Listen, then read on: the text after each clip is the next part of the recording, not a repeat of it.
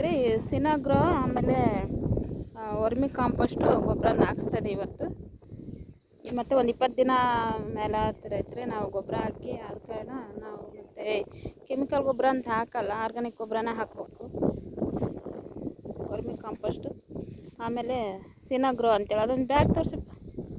ಅದು ಗ್ರಾನ್ಯುವಲ್ಸ್, ಅದು ಸಿನಾಗ್ರೋ ಅಂತೇಳಿ ಅದು ಗ್ರಾನ್ಯುವಲ್ಸ್ ಮಿಕ್ಸ್ ಮಾಡಿದ್ದೀವಿ.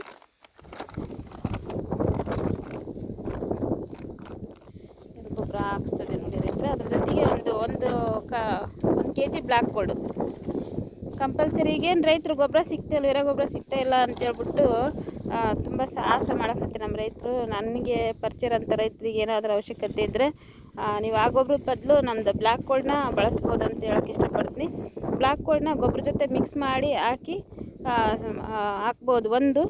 ಇನ್ನೂ ಒಂದು ಸ್ಪ್ರೈ ಮಾಡ್ಬೋದು. ನೀವು ಅವಶ್ಯಕತೆ ಐತಪ್ಪ ಸ್ಪ್ರೈ ಮಾಡ್ತೀವನ್ನ ರೈತರು ಬ್ಲ್ಯಾಕ್ ಗೋಲ್ಡ್ನ ಸ್ಪ್ರೈ ಮಾಡೋದ್ರಿಂದ ನಿಮ್ಗೆ ಏನಾಗುತ್ತೆ, ಮೆಕ್ಕೆಜೋಳ ಕಪ್ಪು ಹಿಡಿಯುತ್ತೆ, ಯಾವುದೇ ಬೆಳೆ ಆಗಲಿ ಕಪ್ಪು ಹಿಡಿಯುತ್ತೆ, ಗ್ರೋತ್ ಆಗುತ್ತೆ, ಫುಲ್ ಎನರ್ಜಿ ಬರುತ್ತೆ ಅಂತ ಹೇಳ್ಬೋದು.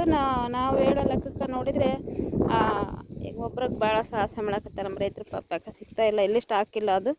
ಹಾಗಾಗಿ ಬ್ಲ್ಯಾಕ್ ಗೋಲ್ಡ್ನ ಆ ಒಂದು ಜಾಗದಲ್ಲಿ ಬ್ಲ್ಯಾಕ್ ಗೋಲ್ಡ್ನ ನೀವು ಬಳಸ್ಬೋದು. ತುಂಬ ಒಳ್ಳೆಯದು ಅಂತ ಹೇಳೋಕ್ಕೆ ಇಷ್ಟಪಡ್ತೀನಿ ರೈತರೆ.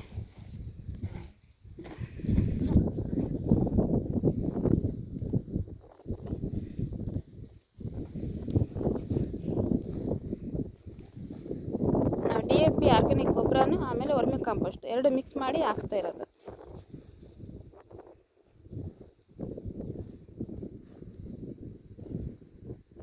ಎಂಟು ದಿನಕ್ಕೆ ರಿಸಲ್ಟ್ ಬಂದೈತೆ ರೈತರೆ.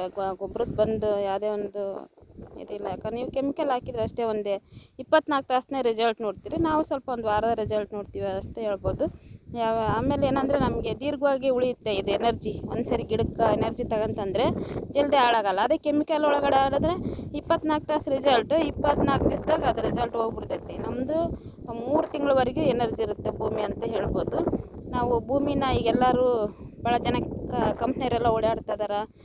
ಮೇಡಮರೇ ಭೂಮಿ ಎನರ್ಜಿ ಮಾಡಿರಿ ಅಂತ ಹೇಳ್ತಾ ಇದ್ದಾರೆ ರೈತರು. ನೀವು ಈ ಥರ ಗೊಬ್ಬರಗಳು ಹಾಕ್ಕೊಂಡು ಭೂಮಿನ ಎನರ್ಜಿ ಮಾಡ್ಕೋಬೇಕು.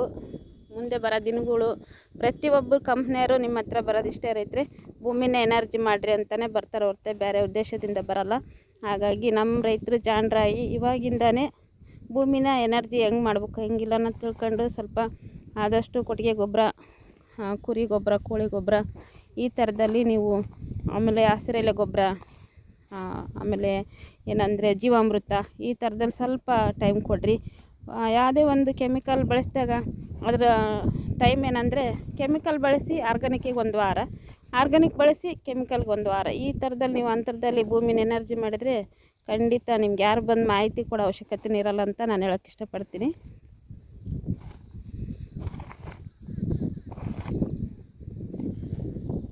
ಈ ಗ್ರಾನ್ಯುವಲ್ಸು ವರ್ಮಿ ಕಾಂಪೋಸ್ಟ್ ಎರಡು ಗೊಬ್ಬರನ ನಾವು ಈ ಥರ ಮಿಕ್ಸ್ ಮಾಡಿ ಹಾಕ್ಸಿರೋದ್ರಿಂದ ಭೂಮಿ ಎನರ್ಜಿ ಆಗುತ್ತೆ, ಗ್ರೀನೆಸ್ ಕೂಡ ಆಗುತ್ತೆ.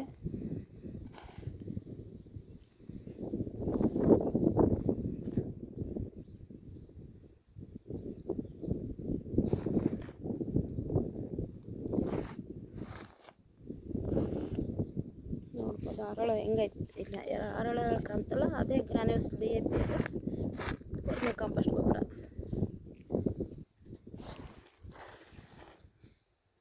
ನಾವೇನಂದರೆ ಈಗ ಒಟ್ಟು ಕೆಮಿಕಲ್ ಮಾಡಬಾರ್ದಂತ ತೀರ್ಮಾನ ಮಾಡಿಬಿಟ್ಟಿವಿ ರೈತರೆ. ಹಾಗಾಗಿ ಕೆಮಿಕಲಿಗೆ ಹೋಗಲ್ಲ. ಎಷ್ಟೇ ಕಷ್ಟ ಆಗಲಿ, ಜಾಸ್ತಿ ಲಾಭ ಉಳಿಯೋದು ಕಡಿಮೆ ಲಾಭ ಉಳಿದ್ರೂ ಪರವಾಗಿಲ್ಲ ಆರ್ಗಾನಿಕ ಮಾಡೋಕ್ಕೆ ಇಷ್ಟಪಡ್ತೀನಿ. ಯಾಕಂದ್ರೆ ತುಂಬ ಜನ ರೈತರು ನಾವು ಆರ್ಗಾನಿಕ್ ಮಾಡ್ತೀವಿ ಮೇಡಮರೇ ಅಂತ ಕೇಳೋದ್ರಿಂದ ಈಗ ನಾನೇ ಪ್ರಾಕ್ಟಿಕಲಾಗಿ ತಿಳ್ಕೊಂಡೆ ತುಂಬಾ ಒಳ್ಳೆಯದಂತ ಹೇಳೋಕ್ಕೆ ಇಷ್ಟಪಡ್ಬೋದು ನೋಡಿರಿ.